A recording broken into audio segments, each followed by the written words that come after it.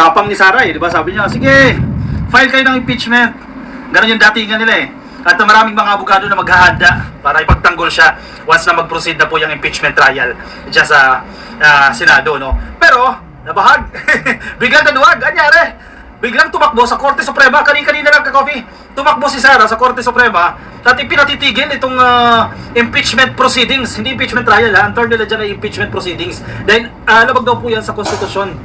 Talaga nga naman ako. At ang kanilang dahilan, hindi raw po pwede mag-file ng mga impeachment ng more than one sa loob ng isang taon. Gano'n ba yun? Yun yung kanilang interpretasyon. Anyway, sige. Sumagot si Congresswoman Luis Tro dito. At binara agad itong basayan ni Inday Sara Duterte. Sige, dito muna tayo sa isa. Dito muna tayo sa kanyang petisyon dyan sa Korte Suprema, no? Ano yung kanyang dahilan?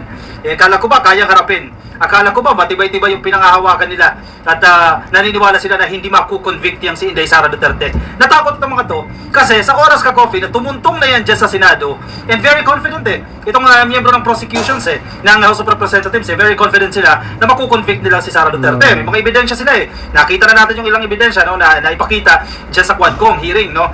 Once na sumalang yan dyan sa Senado at umusad yung impeachment trial na yan, dihado si Sara dyan Baka nga si Bato, makumbinsi si Bato na bumoto, makonvict si Sara kung totoo yung totoo at paninindigan ni Bato yung sinasabi niya na magiging impartial siya. Kasi matibay yung ebidensya. Pag nakita niya yung merit ng ebidensya, baka mabumoto siya na makonvict. Kaya ayaw na nila, itong kampo ni Sara Duterte, ayaw na nilang humantong o umabot yan sa impeachment trial. Kasi kapag humantong yan sa impeachment trial, tiyak na tiyak, makukonvict yan si Sara Duterte. Kaya ang style nila ngayon, technicalities. Diba? Naghahanap sila ng butas ng technicalities para ipatigil ng Korte Suprema yung impeachment proceedings. Absuelto ang lola mo. Absuelto si Inday Sara Lustay Duterte. Wala na. Burado na. Yan ay kung papanigan sila ng Korte Suprema. Ako, very confident sa Korte Suprema na ang kanilang desisyon ay based on merit. Ba? Kumbaga, wala pa rin hindi pa rin nata-tarnish o hindi pa rin nababahira ng lusak itong Korte Suprema. Pag sinabi mong Korte Suprema, hindi pa rin yan bias, no? Kung ano yung decision yan, ginagalang pa rin yan. Yun pa rin ang pagtingin natin sa Korte Suprema. Hindi yan nabibili, hindi yan nasusuhulan. Anyway, sige, basahin natin ka-coffee itong i-final ni Sara Duterte, Republic of the Philippines, Supreme Court, Manila. Yan, ako na magbabasa kasi maliliit Sara Z. Duterte, in her capacity as the Vice President of the Philippines, siya po ang petitioner, versus House of Representatives of the Philippines, represented by Ferdinand Martin Romualdez, in his capacity as the Speaker of the House of Representatives. Responded din dito si Reginald Velasco, in his capacity as the Secretary General of the House of Representatives. The Senate of the Philippines, represented by Francis G. Escudero, in his capacity as the President of the Senate. So, tatlo yung respondent dito ka-coffee na pinangalanan. Si Romualdez, si Velasco, at si Escudero. Sige. GR number 278353.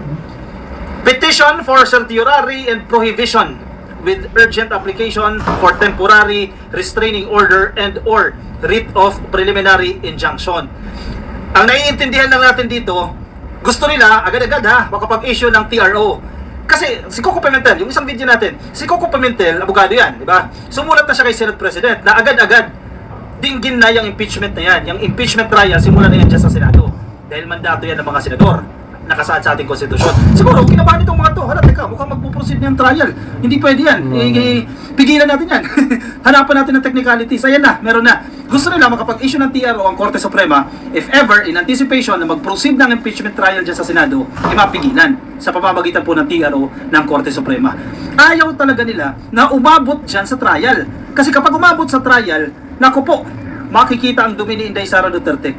Kapag pinabuksan ang kanyang mga bank account, naku po, mabubulgar yung bilyones dyan, naku po. Petitioner by counsel states, ayan, nature and purpose of the petition. Ito, may konting backgrounder dito. This is a petition under Rule 65 of the Rules of Court which seeks to, A. Issue a writ of certiorari to nullify the fourth impeachment complaint filed by 215 members of the House of Representatives on February 5, 2025. Ito po yung tinatawag na fourth impeachment complaint. Kaunting backgrounder. Kasi may mga nag-file ng impeachment, di ba? Impeachment complaints dyan sa House of Representatives. 4 po yan. Yung pinaka nag-develop dyan, yung in-endorso ng House of Representatives, yung pang-4. yan po yung may pirma na, yung 215, initially ha, 215 ng mga mambabatas. Nadagdagan pa po yan dahil may mga nagpahabol eh. Nag-express sila ng intent na pipirma na sila. Anyway, sige, 215 lang. Yan po yung pang-apat. Gusto ni Sara Duterte na inalify ng Korte Suprema. I-declare na void yung fourth impeachment na yan. Na i-final ng 215 na mga mambabatas. Bakit? Ano yung kanyang dahilan? For violating Section 3, 5, Article 11 of the Constitution. Wow! Nilabag daw po kasi yung saligang batas nitong 215 na to na pumirma at nag-endorso nitong impeachment complaint, which says that, and I quote, no impeachment proceedings shall be initiated against the same official more than once within a period of 1 year or 1 year bar. Ako hindi ako abogado, alam niyo naman yan. Pero ito yung dahilan ni Sara na parang, ma'am, wala ka na bang ibang maisip na matibay-tibay?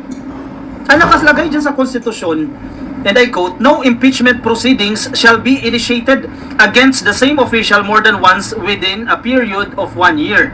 Madam, unquote, may naganap na bang impeachment proceedings? Bago itong fourth complaint na yan? Anong ibig sabihin niya pala, kapag may nag-file pa lang, wala pang proceedings na nagaganap. Ang gusto niya mangyari, kapag may nag-file na isa, bawal na mag-file ng pangalawa, bawal mag-file ng pangatlo, pang-apat, pang-lima. Ano ka ba naman? Ano ka ba naman? Ano ba naman yung mga abogado na kapalibot dyan kay Sara? Ang tinutukoy sa saligang batas sa konstitusyon, malinaw na kinote mismo nila, no impeachment proceedings. Ang tinutukoy ay impeachment proceedings, hindi impeachment filing o complaint na isinampa. Mapipigilan mo ba sa dinami-dami ng tao sa Pilipinas? O kung may mag-file na isa, o mag-file ng pangalawa, edi void na agad. Kasi may nag-file na pangalawa. E paano kung tao nyo lang yung pangalawang nag-file? Edi void na. Wala nang impeachment na magaganap within the year. Yan ang definition niya doon sa provision na yun ng konstitusyon. Madam, ang sinasabi dyan, no impeachment proceedings shall be initiated against the same official for more than once within a period of 1 year. Wala pang nagaganap na impeachment proceedings. Maliban dito, sa fourth impeachment complaints na yan, nagdininig na yan dyan sa House of Representatives. Ilang beses ba sila nagkaroon ng proceedings dyan? Isang beses pa lang. O, paano mo i-insist itong provision ng konstitusyon? Naku, madam, kuha ka ng abogado na magaling-galing. Ang babaw nito sobra. Number 2, sige, tingnan natin itong letter B. As a consequence, issue a writ of prohibition to enjoin the Senate of the Philippines from acting on the fourth impeachment complaint due to violation of 1 year bar under the aforementioned constitutional provision. So dapat daw hindi ituloy ng Senado itong impeachment trial nila o impeachment proceedings, depende sa definition nila dyan, dahil nga violate nitong fourth impeachment complaint na yan. Diyos mio, Marimar, anong pumasok sa kukote ni Sara dyan? At naisip niya yan, madam. Kaya pasensya na ha sa mga DDS na nasasabihan na bobo si Sara. Kasi sa ginagawa nila eh, nagiging ganun na nga ang nangyayari dyan. Abogado siya, pero bakit ganun? Yung kahit simpleng tao, ordinaryong tao, kahit hindi abogado, maiintindihan yun. Pero ipipilit nila ng ipipilit yung malabo para pumabor lang sa kanila. Pagtatawanan lang kayo yan. Oh, syempre si Madam, miyembro ng prosecution ng House of Representatives if ever mag-proceed na sa trial. Sabi niya, sabi sa balita ng One News, Impeachment Prosecutor Representative Jinky Luistro defended the impeachment complaint against Vice President Sara Duterte, arguing that the Supreme Court has no basis for issuing a temporary restraining order o TRO. Sa madaling sabi, kasi both sides siya, nabalansay natin. Kanina yung side ni Sara, this time yung side ng prosecution nila Kong Luistro. Actually, pagharapin mo yan, no match si Sara Duterte dito kay Kong Luistro. Ang sinasabi niya, walang batayan, no basis, yung term ha, walang batayan ang Korte Suprema na mag-issue ng TRO na ipatigil yung impeachment proceedings na yan o if ever maganap yung impeachment trial dyan sa Senado. She said that the verification rule was properly followed, countering claims that the verification page was added after the complaint's filing. Itong 215 members of the House, they can truly attest na during the signing of the complaint, kasama na po ang verification page. O, bahala sila magpaliwanag niyan. Kung ipapatawag, malamang sa malamang, hihingi ng ano yan, hihingi ng response ang Korte Suprema dito sa House of Representatives, sa opisina ni Velasco at ni Senate President Francis Escudero bilang sila mga respondents dyan. Pero itong ini-insist dito ni Luistro, itong 215 members ng House, they can truly attest na during the signing of the complaint, kasama na po ang verification page. Sabi niya, Luistro also emphasized that the House members had thoroughly reviewed the 7 articles of impeachment, some of which had already been discussed in previous hearings. Kasi ang ina-assume kasi dito ng mga DDS, may mga nilaktawan daw pong proseso na hindi daw po dapat yan. Yan din, actually, nakaugat din yan doon sa mga isinampang reklamo kahapon ng Davao lawyers na yun nga raw, hindi daw po dumaan sa tamang proseso itong impeachment complaint o pagkaka-impeach ni Sara Duterte. Kaya punta sila ng Korte Suprema. She reassured that due process would be upheld in the impeachment trial with the Vice President being given the opportunity to respond and present evidence. So, yun naman pala. O, huwag kayong kabahan. Ang dami niyong abogado, di ba? O, si Digong, isa ata sa abogado dyan eh. O, si Panalo, si Torion, si Delgra, o lahat yan. Ipasok mo lahat ng magagaling na abogado. Pagtulong-tulungan ninyo, 1,000 kayo, 10,000 kayo abogado. Kunin nyo na lahat and ipresenta ninyo dyan sa Senado ang inyong mga ebidensya. Yun lang yun eh.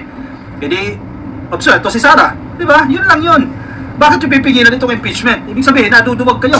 Natatakot kayo na mag-proceed sa trial yan dahil dihado kayo dyan. May lumabas pong dokumento, last page ito ka-coffee, mula sa GMA News ito. Ito, may dokumento na nagsisirculate online. Nakita rin natin ito nasa GMA. Dating Pangulong Rodrigo Duterte pumirma bilang abogado ng anak na si Vice President Sara Duterte sa petisyon nito sa Korte Suprema kaugnay sa kinakaharap na impeachment case. Ano siya dyan? Feeling ko, parte ng legal counsel ito, ka-coffee, no? Ito po yung pirma ni Duterte, pangalan niya. Baka ano siya, baka parte siya ng legal team, no? Rodrigo Roa Duterte.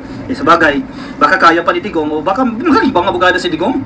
Nung siya prosecutor pa, nakapagpanalo ba siya ng kaso? Kasi may narinig ako walang naipanalo. Hindi ko alam ha, hindi ko confirm. Wala naman tayong record eh. Pero may nagsabi sa akin eh, ano lang daw yan eh, voca-voca lang daw yan ni Digong na, di ba sa kanya mga speech ako, prosecutor ako sa ganitong mahabang panahon. Pero may nagsabi sa akin, wala daw naipanalong kaso. Hindi ko alam ha, hindi to sure ha. Sabihin nyo, nag-fake news tayo. May nagsabi lang sa akin pero hindi yan verified. Pwede nyo i-check pero ako wala akong makita, no? Anyway, sige. Sabi niya kasi prosecutor siya. Yun nga lang ang tanong, nakapagpanalo ka ba ng kaso? Wala daw. Hindi ko alam ha. Hindi pa confirmed yan. Pero check natin. Naano tuloy ako eh. Nabothered ako dun sa statement. Kasi may nagsabi sa akin. Credible naman yung nagsabi. Digong, prosecutor, cases 1. Check nga natin. Bigla, number of cases 1 by Rodrigo Duterte. Ito para totoo tayo. May panalo, hindi maganda. Kung wala, hindi wala. Di ba? Anyway, sige ito. Nasa FOI. Pinag-uusapan na talaga ito ka-coffee. Pinag-uusapan na to. Nasa Department of Justice, oh. Nasa DOJ FOI. Basahin niya natin ito. Number of cases won by Rodrigo Duterte. Ito po i-publish noong January 11, 2022. Requested from DOJ by J. Magulyado noong January 11, 2022. Ang purpose ay para sa kanyang research. May nag-request eh. Hi, I would like to ask how many cases, putol, tinatanong niya how many cases daw po yun ay panalo ng Digong. May sagot, January 11, 2022, Dear Marie Jovi Pellegrino, greetings, thank you for your request dated January 11, 2022, 10 a.m., 7 minutes, under Executive Order number, ba't putol-putol to? Freedom of Information in the Executive Branch. Wait lang. Your request, you ask for number of cases won by Rodrigo Duterte. Response to your request. While our aim is to provide information, whenever possible in this instance, this office does not have the information you are requesting. You may want to coordinate with the Supreme Court or SC of the Philippines, which has better jurisdiction over the said matter. Diyos mio! Department of Justice na ito ka-coffee. Freedom of Information, foi.gov.ph, i-check nyo. Baka totoo nga. Yung sinabi sa atin na walang may panalo kasi walang record eh. O itong response oh. While our aim is to provide information whenever possible, in this instance, this office does not have the information you are requesting. Sa bagay, magkaiba naman yun, yung ibig sabihin ng wala at zero information, pero walang record.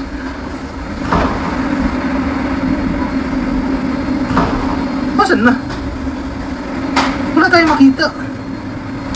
Anyway, baka nga walang naipanalo yan. Anyway, pwede man nila i-claim kung ano-ano na yan. Good luck! Miyembro ng legal team, si Digong eh. Kasi most likely, I assume, no? Dahil ando doon siya, signatory siya, miyembro siya ng legal team. Ewan ko kung ano yung ano niya, personality niya doon sa reklamo, sa final nila. Good luck! Kung hindi naman pala nakapagpanalo ng kaso yan, paano ka matutulungan yan? Ano parang ng mga batikal at mga medyo bigating abogado? Welcome. Welcome to Team Sam TV, your channel for the latest news updates. Here, we break down the biggest stories from around the globe, covering everything from breaking news to politics. Whether you want to stay informed or just catch up on what's happening, we've got you covered. So, don't forget to subscribe and hit that notification bell so you never miss out on the latest news. Join the Team Sam TV family, and let's explore the world together, one update at a time.